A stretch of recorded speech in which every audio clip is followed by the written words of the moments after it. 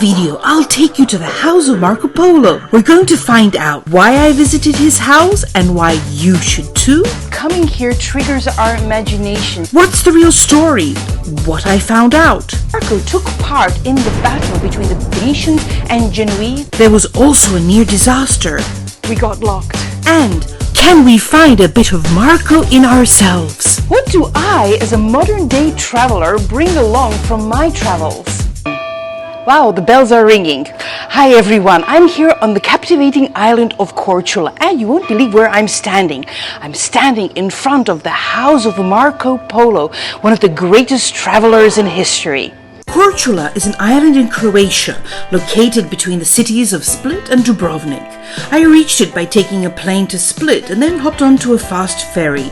The island itself has a rich history dating back thousands of years. From the ancient Greeks to the Venetians, this place has seen civilizations come and go.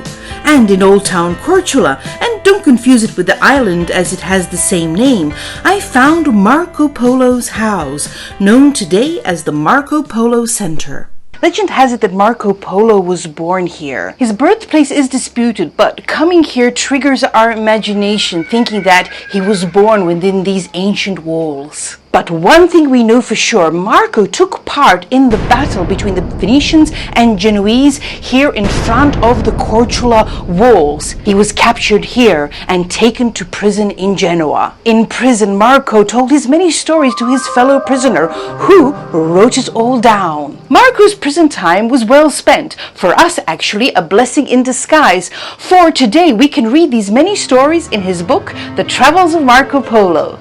We all know about Marco's ambitious journey in the 13th century along the Silk Road to the court of Mongol Emperor Kublai Khan in faraway China. Marco traveled for adventure and profit like we do today. After all, he came from a family of merchants. His story has been told many times, from Marco's own book to the recent series on Netflix. Marco brought us back not only tales of wonder, but many innovations that we in Europe had no idea about. Money paper, which was more practical than the heavy coins used then, postal service, and yes, he most likely brought us our much-loved spaghetti. And not to mention the spices. Standing here, I am compelled to think, what do I, as a modern-day traveler, bring along from my travels? In an age of digital photos and videos, souvenirs we buy, it's easy to overlook the intangible treasures we collect. People we meet, new friendships we make, new dishes we taste, different ways of doing things. They all leave a mark on our lives and in our hearts. But there are also episodes we would like to forget. Unpleasant encounters, misunderstandings, and sometimes just having bad luck. We got locked. Okay, so we have a bit of a disaster. We got stuck here, locked up, because you can see. And we can't open the door. So we're waiting for somebody to save us. Yeah, look, we're locked. Okay, saved.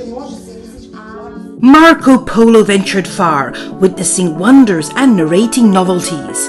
His legacy stretches beyond spaghetti or banknotes, however important they are for us today.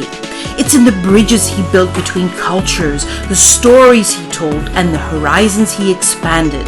Marco was curious, open-minded, ready to learn and enrich his culture with the culture of another civilization. He must have been a great guide to know. This journey to Marco Polo's home has a personal meaning for me. Korcula, with its rich past, has gifted me more than just a peek into the past. It has inspired me to go further. So, while I might not bring back spaghetti or paper money, Marco's done that for us. I can bring back new stories, shared experiences, and a love for this vast, diverse world and us who live in it.